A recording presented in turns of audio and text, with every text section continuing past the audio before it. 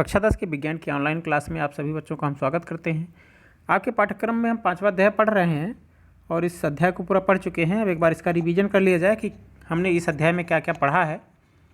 चूँकि कुछ इसमें पोर्शन कम कर दिया गया है, जैसे आवर्त सारणी के विकास का इतिहास जो है, जिसमें न्यूलैंड्स का अष्टक सिद्धांत, डाबे-राइनर का त्रिक सिद्धांत, ये सारी चीज़ें हटा दी गई हैं, तो अब उसको हम नहीं बताएंगे।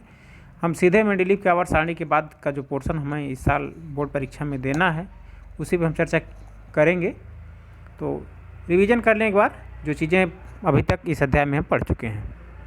पहली चीज़ हमने पढ़ी थी कि मेंडलीव की आवर्त सारणी। उसमें हमने पढ़ा था कि इसको देने वाले जो वैज्ञानिक थे वो दिमित्री इवानोविच मेंडलीव थे। उन्होंने सबसे पहले ही इस मुख्य सिद्धांत को प्रस्तुत किया कि तत्वों का वर्गीकरण किया जा सकता है, और इसके लिए उन्होंने परमाणु द्रव्यमान को तत्वों का मूल गुणधर्म माना और उनके रासायनिक अभिक्रियाओं में समानता के आधार पर जो है उन्होंने तत्वों का वर्गीकरण किया। चूँकि उस समय तक कुल 63 तत्व ही ज्ञात थे, तो मेंडलीव ने हाइड्रोजन से शुरू करके तत्वों को उनके परमाणु द्रव्यमानों के बढ़ते क्रम में व्यवस्थित करके एक आवर्त सारणी बनाई, जिसे मेंडलीव की आवर्त सारणी कहा जाता है। मेंडलीव ने जो जिन रासायनिक गुणधर्मों को आधार बनाया, उनमें यह देखा कि जो तत्व होते हैं वो ऑक्सीजन और हाइड्रोजन के साथ बहुत तेज़ी से क्रिया करते हैं। इसलिए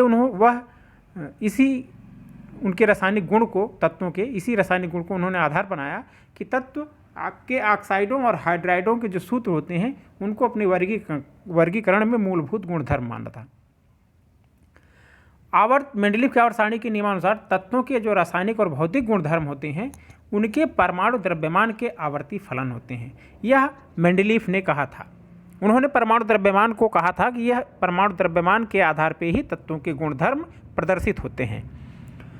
मेंडलीव की आवर्त सारणी में ऊर्ध्व और क्षैतिज पंक्तियां बनाई गई थी। ऊर्ध्व को स्तंभों को ग्रुप या समूह कहा गया और क्षैतिज पंक्तियों को आवर्त कहा गया या पीरियड कहा गया। मेंडलीव की आवर्त सारणी में कुल 8 ग्रुप और 6 आवर्त बनाए गए हैं, और पहले से लेकर 7वें ग्रुप तक सभी ग्रुपों को 2 ग्रुपों ए और बी में बांटा गया है, और 8वें ग्रुप को संक्रमण श्रेणी कहा जाता है।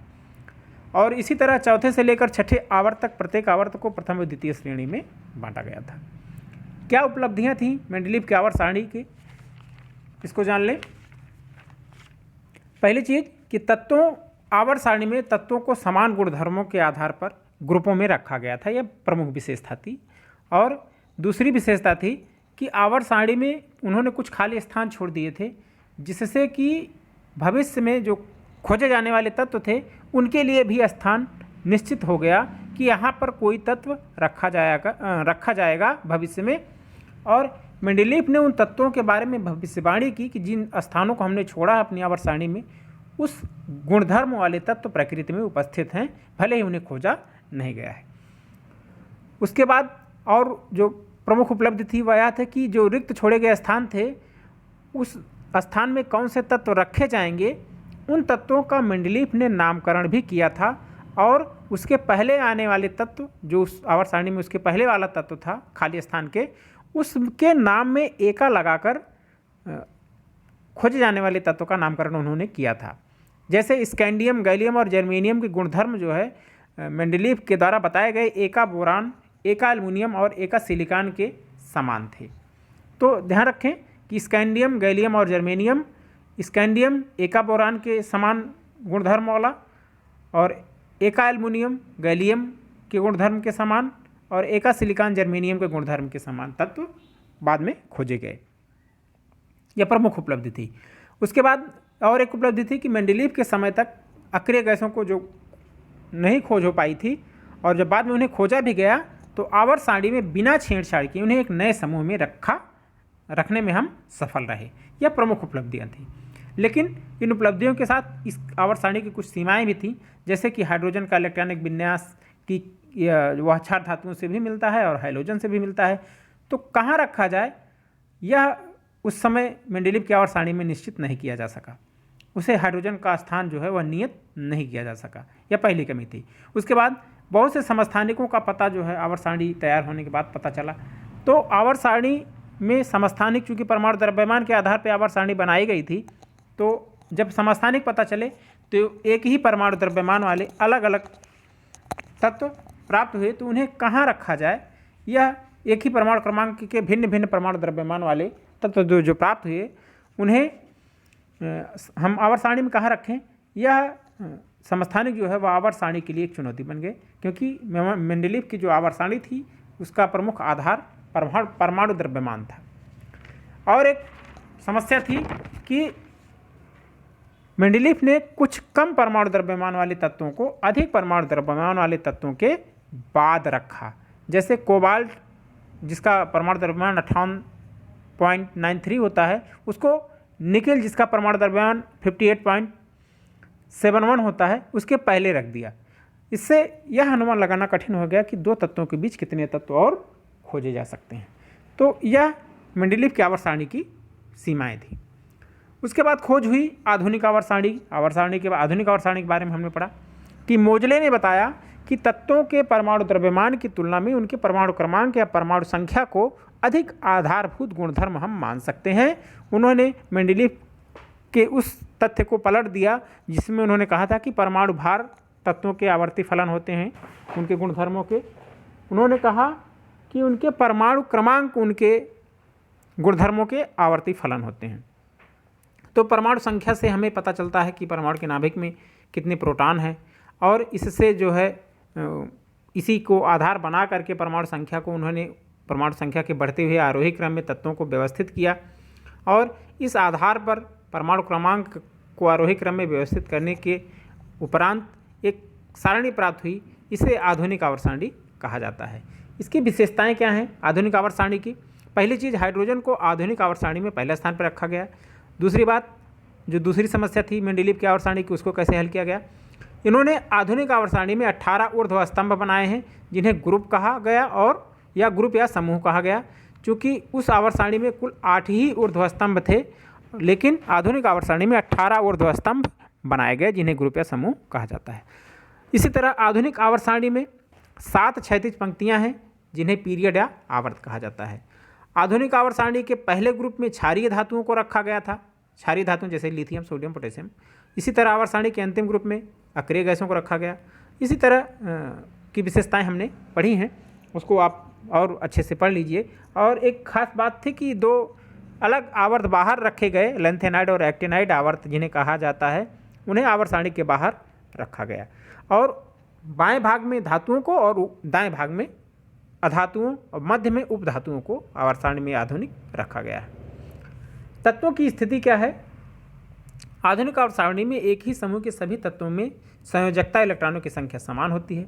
इससे पता चलता है कि आधुनिक आवर्त सारणी में समूह तत्वों के बाहरी कोश के सर्वसम इलेक्ट्रॉनिक विन्यास को दर्शाता है। यह दिखाता है कि अगर कोई भिन्न भिन्न तत्व एक ही समूह में स्थित हैं तो उनका जो इलेक्ट्रॉनिक विन्यास है बाहरी आवर्त का वह समान होगा, मतलब उसमें समान इलेक्ट्रॉन उपस्थित होंगे।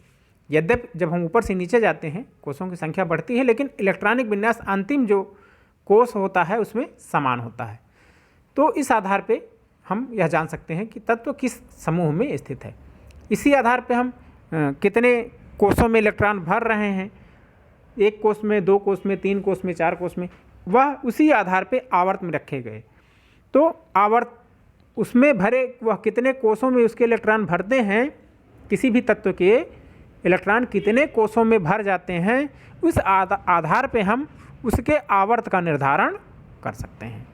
और इससे उनकी आवर्त सारणी में जो है तत्वों की स्थिति से उनकी रासायनिक अभिक्रियाशीलता का भी पता हमें चलता है। प्रवृत्ति क्या है आधुनिक आवर्त सारणी में? कुछ प्रवृत्तियाँ पाई जाती हैं तत्वों की, उसको जान लें। जैसे पहली चीज़ संयोजकता। संयोजकता का अर्थ है कि किसी भी तत्व की संयोजकता उसके परमाणु के सबसे बाहरी कोष में उपस्थित इलेक्ट्रॉनों की संख्या से निर्धारित की जाती है, यह हम जानते हैं। समूह में जब हम ऊपर से नीचे की तरफ जाते हैं तो संयोजकता में कोई परिवर्तन नहीं होता है, क्योंकि समूह में सर्वसम इलेक्ट्रॉन पाए जाते हैं सबसे बाहरी कोष में। इसलिए समूह में ऊपर से नीचे जाने पर उसकी तत्वों की संयोजकता में कोई परिवर्तन आवर्त सारणी में हम देखने को नहीं पाते हैं। जबकि आवर्त में जब हम बाएं से दाएं चलते हैं तो आवर्त सारणी के मध्य तक यह संयोजकता तत्वों की क्रमशः बढ़ती जाती है, और मध्य के बाद जब हम आगे बढ़ते हैं और दाएं जाने पर यह इसी क्रम में क्रमशः घटती जाती है। तो मध्य तक बढ़ती है, उसके बाद क्रमशः घटती है। दूसरी प्रवृत्ति है परमाणु साइज। परमाणु साइज से परमाणु की त्रिज्या का पता चलता है। किसी परमाणु के केंद्र से उसके बाहरी कोश की दूरी जो है उसकी परमाणु त्रिज्या कहलाती है। और हाइड्रोजन की परमाणु त्रिज्या सबसे कम 37 पिकोमीटर। और आवर्त सारणी में परमाणु त्रिज्या के आधार पर अगर हम देखें तो बाएं ओर से दाएं ओर जाने पर परमाणु त्रिज्या घटती है। क्यों घटती है? जबकि इलेक्ट्रॉनों की संख्या, प्रोटॉनों की संख्या बढ़ती है, लेकिन परमाणु की त्रिज्या घटती है। क्यों घटती है? क्योंकि नाभिक में जैसे जैसे इलेक्ट्रॉन बढ़ते हैं वैसे वैसे इलेक्ट्रॉन प्रोटॉनों की संख्या बराबर होती है, हम जानते हैं। और नाभिक में जैसे प्रोटॉनों की संख्या बढ़ेगी, धनावेश बढ़ेगा, वह इलेक्ट्रॉनों को नाभिक की ओर और तेजी से खींचता है, जिससे परमाणु का आकार छोटा हो जाता है और उसकी त्रिज्या कम हो जाती है। लेकिन जब हम आवर्त सारणी में ऊपर से नीचे की ओर चलते हैं, आधुनिक आवर्त सारणी में, तो परमाणु का आकार बढ़ता जाता है। क्योंकि जैसे ही हम एक आवर्त से दूसरे आवर्त में जाते हैं, एक नया कोश जुड़ जाता है। इसी आधार पर आवर्तों में तत्व रखे गए हैं। तो जब एक नया कोश जुड़ जाएगा तो निश्चित ही जो है उसकी त्रिज्या में वृद्धि हो जाएगी। तो आवर्त में ऊपर से नीचे जाने पर परमाणु की त्रिज्या बढ़ती है, साइज बढ़ता है, और समूह में बाएं से दाएं जाने पर उसकी त्रिज्या घटती है और उसका परमाणु का साइज घटता है। उसके बाद धात्विक एवं अधात्विक गुणधर्म। यह किस प्रकार की प्रवृत्ति धात्विक गुणधर्मों में पाई जाती है? धातुएं हमेशा आवर्त सारणी में बाईं ओर और अधातुएं आवर्त सारणी में दाईं ओर स्थित हैं, जबकि मध्य में सिलिकॉन इत्यादि जो है वह अर्धधातु या उपधातुएं स्थित हैं। तो आवर्त सारणी में एक टेढ़ी मेढ़ी रेखा द्वारा धातुओं को अधातुओं से अलग किया जाता है। इस रेखा पर स्थित तत्व जो होते हैं, बोरान, सिलिकॉन, जर्मेनियम, वह कुछ इस तरह बनते हैं। जब आप आवर्त सारणी देखेंगे तो एक टेढ़ी मेढ़ी रेखा द्वारा या उनको धातुओं को अधातुओं से अलग किया जाता है। इस रेखा पर जो भी तत्व स्थित होते हैं, जैसे boron, silicon, germanium, arsenic, antimony, tellurium, polonium, इनके गुण धातुओं और अधातुओं दोनों से मिलते जुलते हैं। कहते हैं कि इनमें दोनों के गुण पाए जाते हैं, इसीलिए इन्हें अर्धधातु या उपधातु कहा जाता है। इसी तरह आवर्त सारणी में जब हम बाएं से दाएं चलते हैं, आवर्त में बाएं से दाएं चलते हैं, तो तत्वों के इलेक्ट्रॉन त्यागने की जो प्रवृत्ति है वह क्रमशः घटती जाती है, मतलब उनकी धात्विकता का गुण क्रमशः कम होता जाता है। जबकि समूह में ऊपर से नीचे जाने पर इलेक्ट्रॉनों को त्यागने की प्रवृत्ति, या कह सकते हैं कि धात्विक अभिलक्षण क्रमशः बढ़ता जाता है। तो यह हमने इस पूरी आवर्त सारणी में पढ़ा अपने इस पूरे अध्याय में कि कैसे तत्वों का आवर्त वर्गीकरण किया गया था।